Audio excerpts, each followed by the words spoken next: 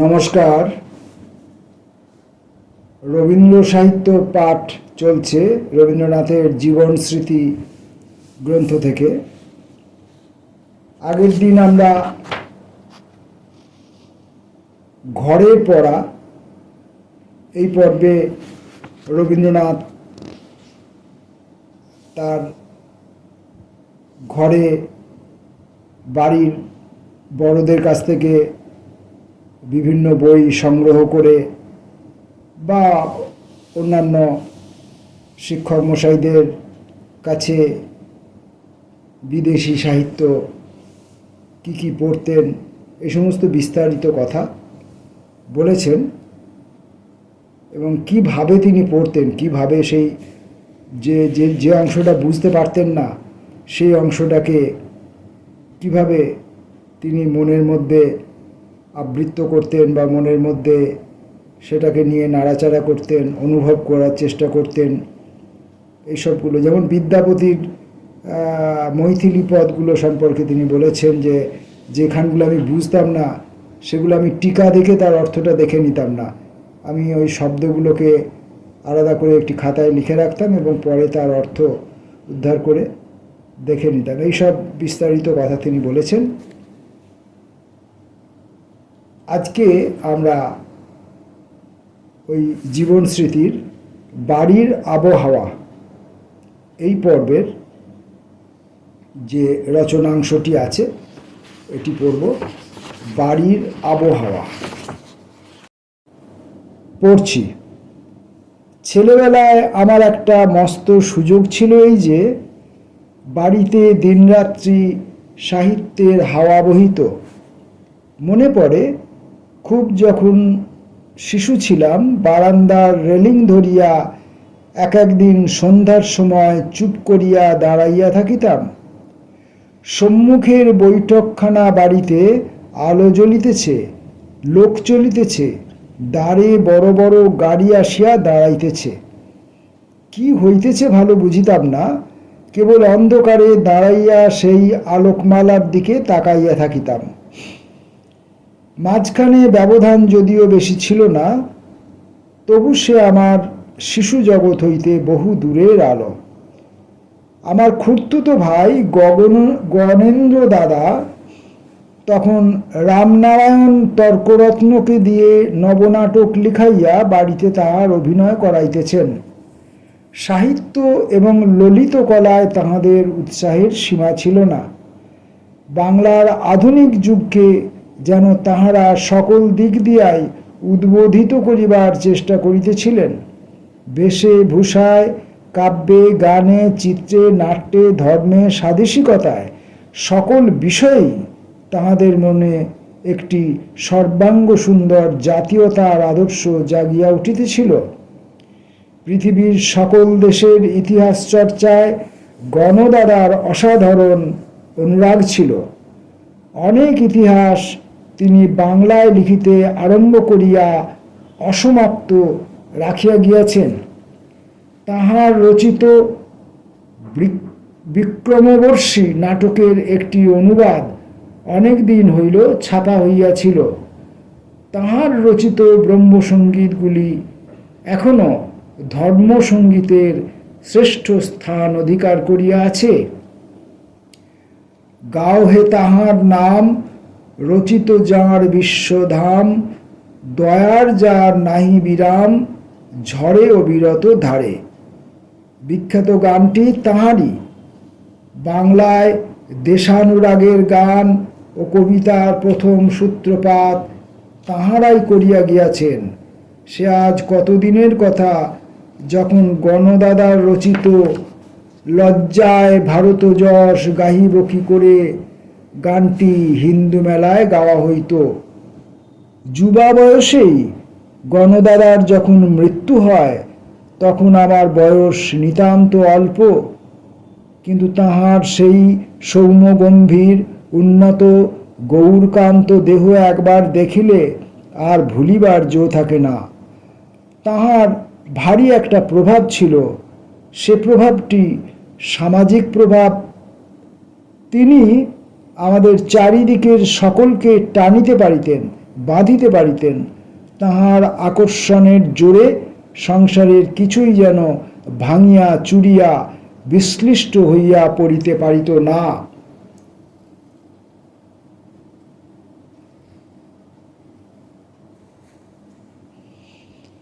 আমাদের দেশে এক একজন এইরকম মানুষ দেখিতে পাওয়া যায়।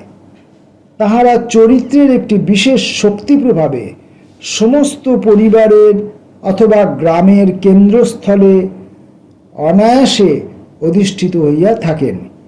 ইহারাই যদি এমন দেশে জন্মিতেন যেখানে রাষ্ট্রীয় ব্যাপারে, বাণিজ্য ব্যবসায়ে ও নানাবিধ সর্বজনীন কর্মে সর্বদাই বড় বড় দলে বাধা চলিতেছে, তবে ইহারা স্বভাবতই গণনায়ক হইয়া উঠিতে পারিতেন। বহু মানবকে মিলাইয়া এক একটি প্রতিষ্ঠান রচনা করিয়া তোলা বিশেষ এক প্রকার প্রতিভার কাজ। আমাদের দেশে সেই প্রতিভা কেবল এক একটি বড় বড় পরিবারের মধ্যে অখ্যাতভাবে আপনার কাজ করিয়া বিলুপ্ত হইয়া যায়। আমার মনে হয় এমন করিয়া শক্তির বিস্তর অপব্যয় ঘটে। এ যেন জ্যোতিষ্ক লোক হইতে নক্ষত্রকে পারিয়া তাহার দ্বারা দেশলাই কাঠির কাজ উদ্ধার করিয়া লওয়া।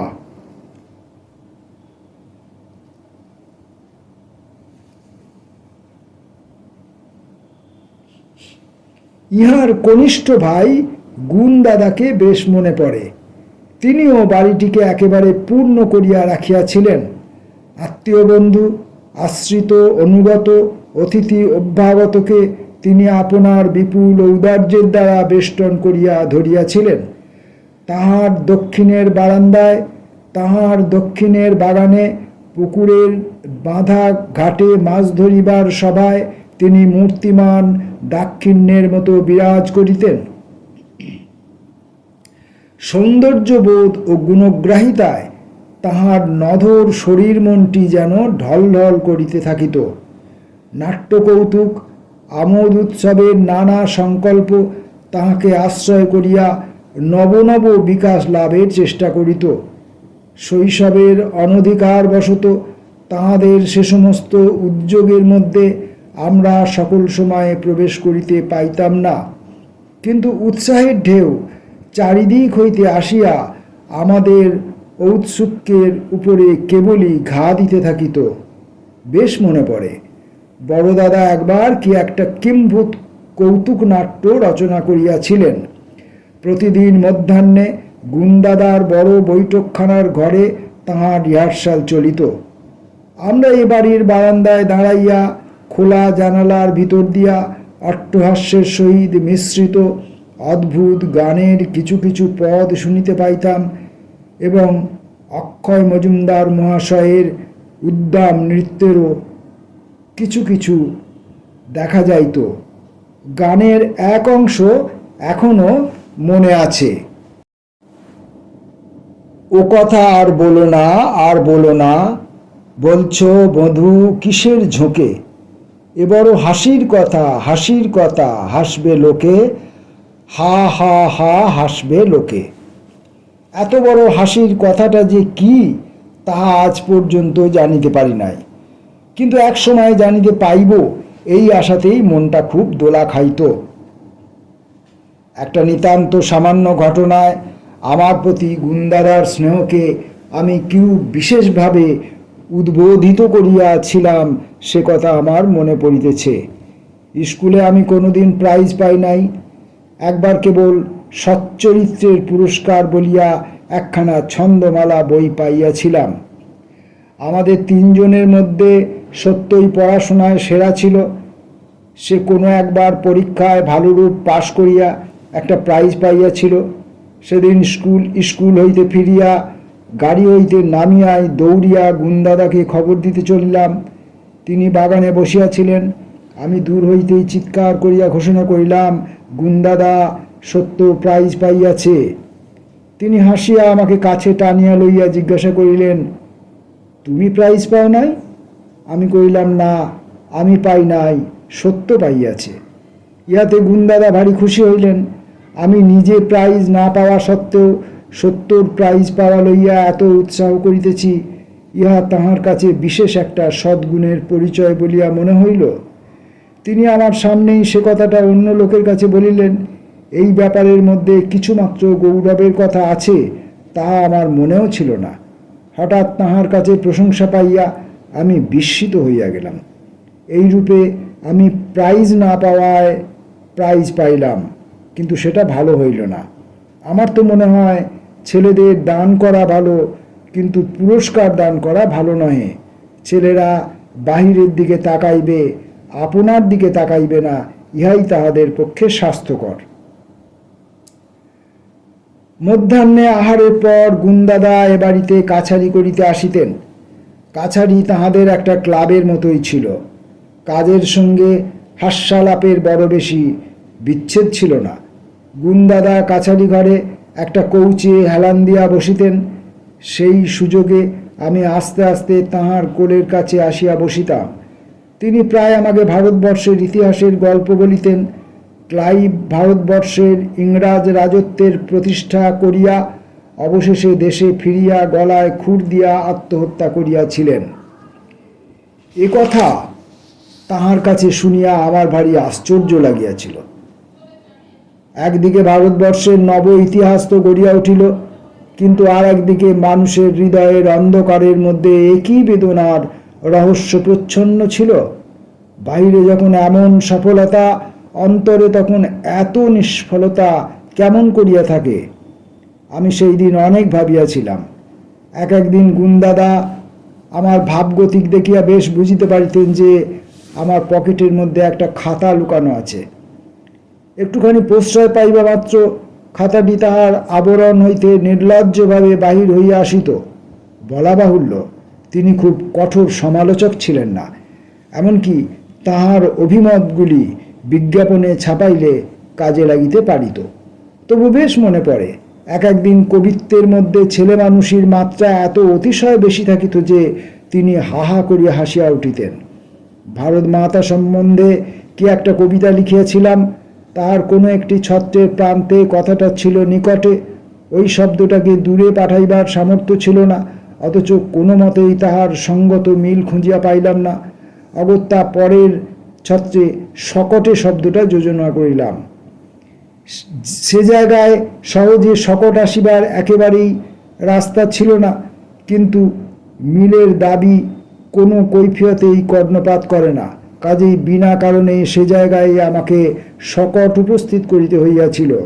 গুণদাদার প্রবল হাস্যে ঘোড়া শুদ্ধ শকট যে দুর্গম পথ দিয়া আসিয়াছিল, সেই পথ দিয়াই কোথায় অন্তর্ধান করিল, এ পর্যন্ত তাহার আর কোনো খোঁজ পাওয়া যায় নাই। বরদাদা তখন দক্ষিণের বারান্দায় বিছানা পাতিয়া সামনে একটি ছোট ডেস্ক লইয়া স্বপ্নপ্রয়াণ লিখিতেছিলেন। গুণদাদাও রোজ সকালে আমাদের সেই দক্ষিণের বারান্দায় আসিয়া বসিতেন। রসভোগে তাহার প্রচুর আনন্দ কবিত্ব বিকাশের পক্ষে বসন্ত বাতাসের মতো কাজ করিত। বড়দাদা লিখিতেছেন আর শুনাইতেছেন, আর তাহার ঘন ঘন উচ্চহাস্যে বারান্দা কাঁপিয়া উঠিতেছে। বসন্তে আমের বোল যেন অকালে অজস্র ঝরিয়া পড়িয়া গাছের তলা ছাইয়া ফেলে, তেমনি স্বপ্নপ্রয়াণের কত পরিত্যক্ত পত্র বাড়িময় ছড়াছড়ি যাইত, তাহার ঠিকানা নাই। বড়দাদার কবি কল্পনার এত প্রচুর প্রাণ শক্তি ছিল যে তাহার যতটা আবশ্যক তার চেয়ে তিনি ফলাইতেন অনেক বেশি। এই জন্য তিনি বিস্তর লেখা ফেলিয়া দিতেন, সেইগুলি কুড়াইয়া রাখিলে বঙ্গ সাহিত্যের একটি সাজিয়া ভরিয়া তোলা যাইত। তখনকার এই কাব্যরসের ভোজে আড়াল আবডাল হইতে আমরাও বঞ্চিত হইতাম না।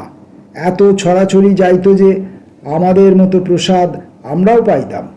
বড়দাদার লেখনী মুখে তখন ছন্দের ভাষার কল্পনার একেবারে কোটালের জোয়ার বান ডাকিয়া আসিত। নব নব অশ্রান্ত তরঙ্গের কলোচ্ছ্বাসে কুল উপকূল মুখরিত হইয়া উঠিত। স্বপ্নপ্রয়াণের সব কি আমরা বুঝিতাম? কিন্তু পূর্বেই বলিয়াছি, লাভ করিবার জন্য পুরাপুরি বুঝিবার প্রয়োজন হয় না। সমুদ্রের রত্ন পাইতাম কিনা জানি না, পাইলেও তাহার মূল্য বুঝিতাম না, কিন্তু মনের স্বাদ মিটাইয়া ঢেউ খাইতাম, তাহারই আনন্দ আঘাতে শিরা উপশিরায় জীবন স্রোত চঞ্চল হইয়া উঠিত।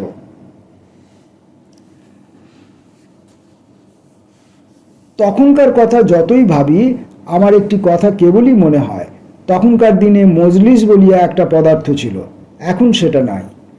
পূর্বেকার দিনে যে একটি নিবিড় সামাজিকতা ছিল, আমরা যেন বাল্যকালে তাহারই শেষ অস্তচ্ছটা দেখিয়াছি।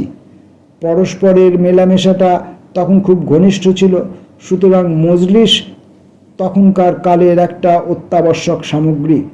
যাহারা মজলিসি মানুষ ছিলেন, তখন তাহাদের বিশেষ আদর ছিল। এখন লোকেরা কাজের জন্য আসে, দেখা সাক্ষাৎ করিতে আসে, কিন্তু মজলিস করিতে আসে না। লোকের সময় নাই এবং সে ঘনিষ্ঠতা নাই। তখন বাড়িতে কত আনাগোনা দেখিতাম, হাসি ও গল্পে বারান্দা এবং বৈঠকখানা মুখরিত হইয়া থাকিত। চারিদিকে সেই নানা লোককে জমাইয়া তোলা, হাসি গল্প জমাইয়া তোলা এ একটা শক্তি। সেই শক্তিটাই কোথায় অন্তর্ধান করিয়াছে। মানুষ আছে, তবু সেই সব বারান্দা, সেই সব বৈঠকখানা যেন জনশূন্য। তখনকার সময়ের সমস্ত আসবাব, আয়োজন, ক্রিয়াকর্ম সমস্তই 10 জনের জন্য ছিল। এই জন্য তাহার মধ্যে যে জাঁকজমক ছিল তাহা উদ্ধত নহে। এখনকার বড় মানুষের গৃহসজ্জা আগেকার চেয়ে অনেক বেশি, কিন্তু তাহা নির্মম। তাহা নির্বিচারে উদারভাবে আহ্বান করিতে জানে না।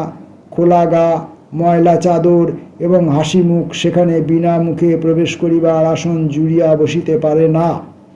আমরা আজকাল যাহাদের নকল করিয়া ঘর তৈরি করি ও ঘর সাজাই নিজের প্রণালী মতো, তাহাদেরও সমাজ আছে এবং তাহাদের সামাজিকতাও বহুব্যাপ্ত। আমাদের মুশকিল এই দেখিতেছি, নিজেদের সামাজিক পদ্ধতি ভাঙিয়াছি, সাহেবী সামাজিক পদ্ধতি গড়িয়া তুলিবার কোনো উপায় নাই। মাঝ হইতে প্রত্যেক ঘর নিরানন্দ হইয়া গিয়াছে। আজকাল কাজের জন্য, দেশ ও হিতের জন্য 10 জনকে লইয়া আমরা সভা করিয়া থাকি, কিন্তু কিছুর জন্য নহে, শুধুমাত্র 10 জনের জন্যই 10 জনকে লইয়া জমাইয়া বসা। মানুষকে ভালো লাগে বলিয়াই মানুষকে একত্র করিবার নানা উপলক্ষ সৃষ্টি করা, এ এখনকার দিনে একেবারেই উঠিয়া গিয়াছে। এত বড় সামাজিক কৃপণতার মতো কুশ্রী জিনিস কিছু আছে বলিয়া মনে হয় না। এই জন্য তখনকার দিনে যাহারা প্রাণ খোলা হাসির ধ্বনিতে প্রত্যহ সংসারের ভার হালকা করিয়া রাখিয়াছিলেন, আজকের দিনে তাহাদিগকে আর কোনো দেশের লোক বলিয়া মনে হইতেছে। এই পড়লাম কবির বাড়ির আবহাওয়া প্রসঙ্গে লিখিত রচনাটি। এই পর্বের রচনার অভিজ্ঞতার থেকে আমাদের সঙ্গে মিল অমিল বলতে,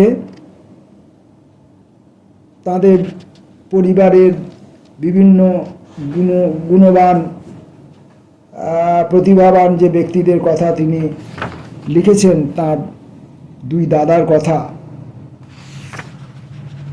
সেসব অভিজ্ঞতা আমাদের মতো